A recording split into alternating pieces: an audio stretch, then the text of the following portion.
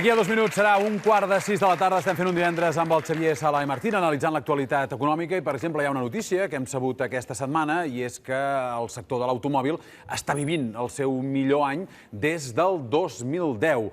El Ministeri d'Hisenda llueix aquest moment que passa al sector de l'automòbil perquè diu que és gràcies als seus ajuts, que el pla PIBE ha permès vendre molts cotxes, això ha ajudat a reactivar l'economia i a sobre li ha suposat a l'administració uns ingressos extres. En què basa aquesta explicació? Doncs en aquestes dades. L'any 2013, l'any passat, la dotació que va tenir el pla PIBE van ser 282,4 milions d'euros, o sigui, el govern va donar ajudes per aquest valor, la gent amb aquestes ajudes va comprar cotxes, aquests cotxes van suposar un retorn al govern en forma d'impostos de 1.064,69 milions d'euros. Per tant, balanç, 782,29 milions d'euros que ha guanyat el govern gràcies a l'augment de les vendes de cotxes, o sigui que el negoci li ha sortit rodó, diu Montoro. Això és el que diu Montoro, i veient aquests números un es pregunta per què no fan un pla PIBE per cafeteres i per neveres i per tot, i per edificis, que tirin els edificis a terra i els tornem a construir, perquè, clar, en el procés de construcció generem riquesa, els que treballin pagaran impostos i el ministre sortirà guanyant. Clarament, això no és veritat. I no és veritat, i el ministre, i de fet, tots aquests plans d'ajut amb algun sector específic cometen, a l'hora d'analitzar, jo no m'hi fico si s'han de fer o no s'han de fer, però a l'hora d'analitzar hem de tenir en compte els efectes sobre tota l'economia, no només sobre aquest sector.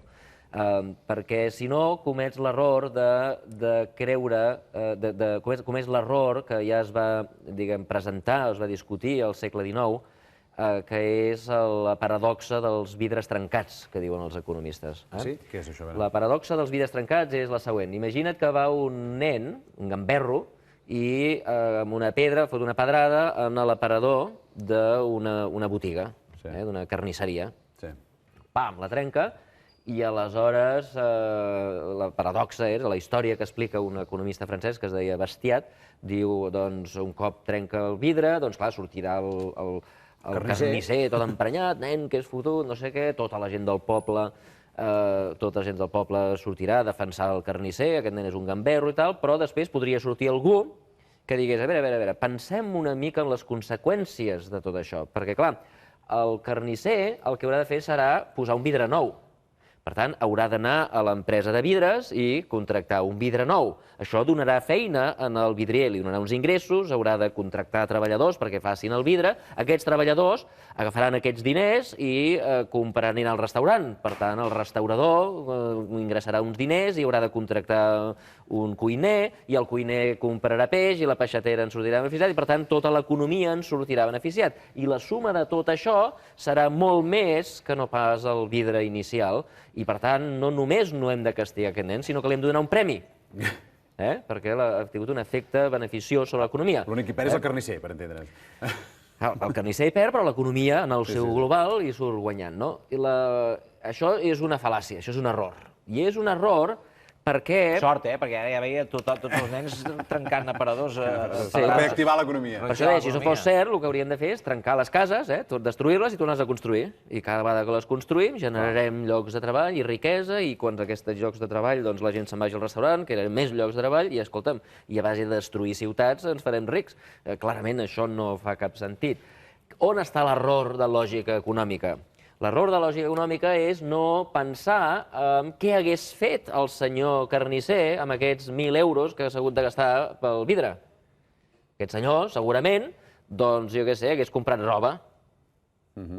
Si hagués comprat roba, què hagués passat? Doncs que el senyor de la roba hagués cobrat els 1.000 euros, que ara cobra el senyor del vidre, però els hagués cobrat el senyor de la roba, el senyor de la roba també hagués hagut de contractar un treballador, el treballador també s'ho hagués gastat al restaurant, etc. Per tant, fixa't que l'efecte total seria el mateix, excepte que en lloc de gastar-se'l a la botiga de roba, se'l gasta a la botiga de cristalls, però l'efecte sobre la macroeconomia seria idèntic. En realitat només hi guanya el Joseba de Carglàs, diguem-ne. Sí, i guanya el Joseba de Carglàs, però i perd l'altre. I el que guanya el senyor del Carglàs és exactament el que perd exactament el que perd el de la botiga de roba. En l'economia en el seu conjunt no s'ha guanyat ni s'ha perdut res. Simplement han agafat calés d'un lloc i l'hem posat a l'altre. I aquesta és la fal·làcia o la paradoxa dels vidres trencats. Fixeu-vos que aquí passa una mica el mateix. Quan el govern agafa diners i els dona a unes empreses d'automòbils o a les famílies perquè es gastin només en automòbils, clar, aquests diners no els fa servir en altres coses. I aquestes altres coses també haguessin generat una activitat econòmica que també hagués generat impostos, per tant, la recaptació que hagués tingut el senyor Montoro al final hagués sigut la mateixa.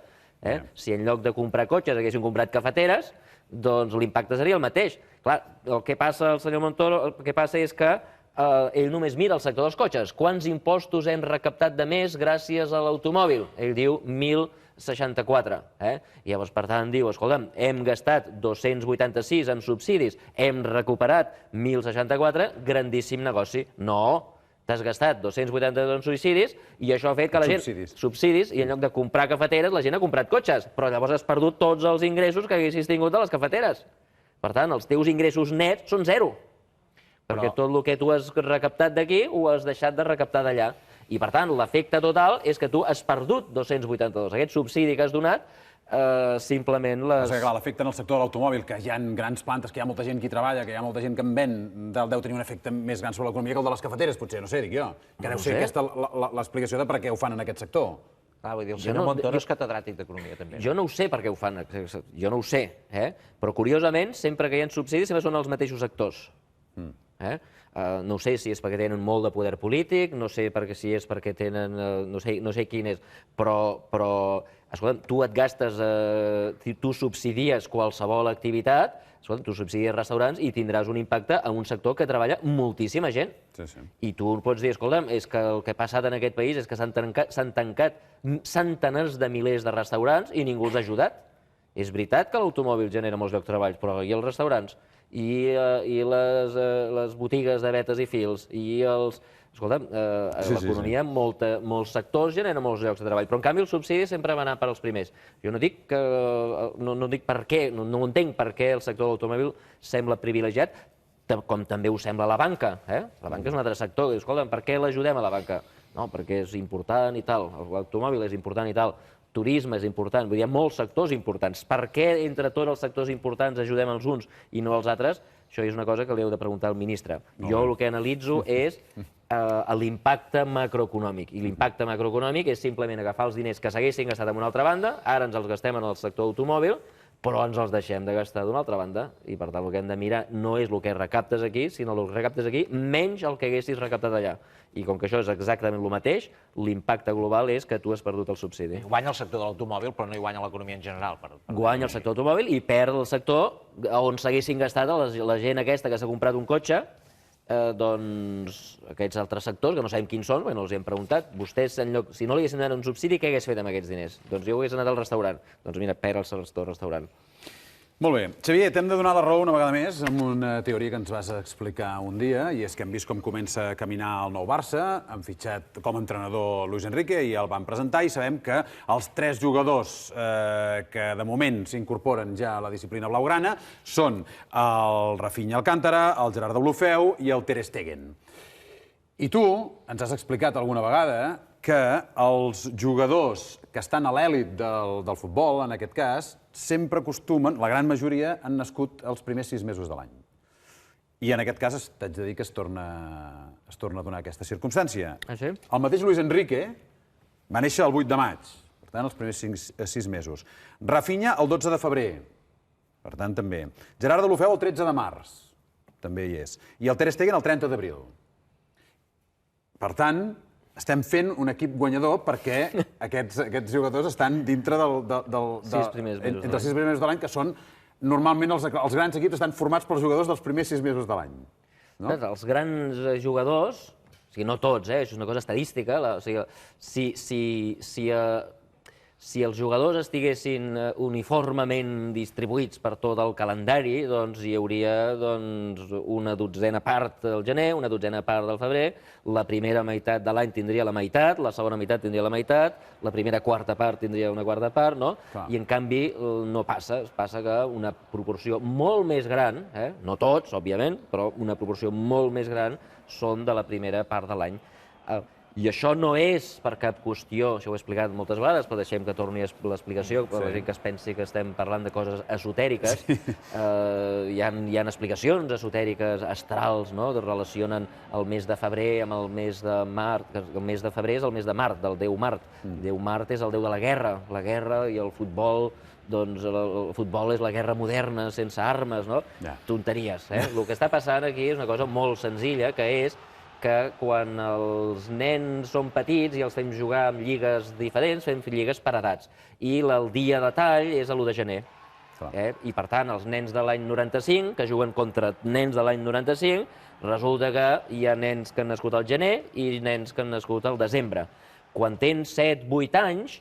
Un any és molt. Els de desembre són un any més petits que els de gener. I, per tant, els de gener tenen 8 anys i els altres encara en tenen 7, no?, per entendre'ns, i, per tant, la diferència és molt gran. Això fa que l'entrenador posi en els nens, per guanyar, perquè l'entrenador, a més d'entrenar, també vol guanyar, doncs posen els nens més grans, més forts, més àgils, més ràpids, etc., i que són els del principi d'any. De manera que, a més de ser més alts i més forts, adquireixen més experiència. En el següent any ja tenen més experiència, per tant, encara més els tornen a posar. Són els que tiren els penals, són els nens que tenen responsabilitats i, per tant, van adquirint molta més experiència, de manera que, quan arriben als 20 anys, la diferència física ja ha desaparegut. Un nen de 20 anys de gener i un de desembre són iguals, però el que no és igual és que un ha jugat moltíssims partits al llarg de la vida i l'altre n'ha jugat ben pocs. El que n'ha jugat ben pocs doncs acaben no anant a primera divisió i els altres són els que queden. I això és un fenomen que passa en el futbol, passa en el hoquei sobre gel. De fet, això es va descobrir l'any 85 a la Lliga de Canadà de hoquei sobre gel. Un investigador va veure la casualitat que l'equip de hoquei sobre gel de Canadà, va donar la casualitat que tots havien nascut en els 3 primers mesos de l'any, i això li va fer amb ell, ostres, aquí passa alguna cosa. Va començar a investigar la resta de la lliga de hoquei, després va investigar les lligues de bàsquet, les lligues de futbol, i passa sempre, i el fenomen és ben senzill. El missatge pels pares que tinguin nens que han nascut a partir dels segons 6 mesos de l'any és que els entrenin ells per una banda. O que no es dediquin a fer d'esportistes. I, en tot cas, un altre missatge, que és que ara estem al mes de maig. Que ara ja poden tenir fills. Ara mateix és el moment de procrear si voleu tenir un fill esportista. Avui animeu-se, perquè a partir de l'abril, la data límit és l'abril. Fins l'abril que no facin sexe, i a partir de l'abril... S'ha obert la veda. Escolta, mirarem com quedi format al final el Barça d'aquesta temporada. Mirarem a veure com van les dates de naixement i a veure si es compleix que la gran majoria de jugadors del primer equip del Barça han nascut en aquests 6 primers mesos de l'any. T'agrada, per cert, la incorporació de Luis Enrique i tal? Sí, home, sí. Luis Enrique és un home amb caràcter, és, jo crec, de la filosofia que ens convé. El Barça, fixeu-vos que sempre que el Barça, des de l'any 60 fins ara, sempre que hem guanyat, excepte l'any 85 amb la Lliga d'Albenables, doncs sempre hem guanyat en filosofia Cruyff. Sempre. La Lliga del 73 del Cruyff, les 4 lligues del Cruyff mateix, les 2 lligues del Van Gaal, el Rijkaard, el Pep Guardiola, és sempre en filosofia holandesa. I filosofia holandesa, no vol dir que siguin holandesos, el Pep no era... Però jo crec que el Luis Enrique entén que aquesta és la filosofia i, per tant, aquest és el camí de guanyar. Molt bé. Xavier, moltes gràcies. Gràcies. La setmana que ve parlem de més teories econòmiques. Xavier Sala-Martín, moltes gràcies. I mireu, ja tenim a punt l'Antoni Bassas, que de seguida ens donarà també la seva visió sobre el fitxatge de Luis Enrique i, en general, d'aquesta nova manera que tindrà el Barça de jugar a partir d'ara, recuperant aquests valors que ara comentàvem del joc d'atac. De seguida ho comentem amb l'Antoni Bassas, però serà després d'aquesta pausa. No us donareu i tornarem a seguir.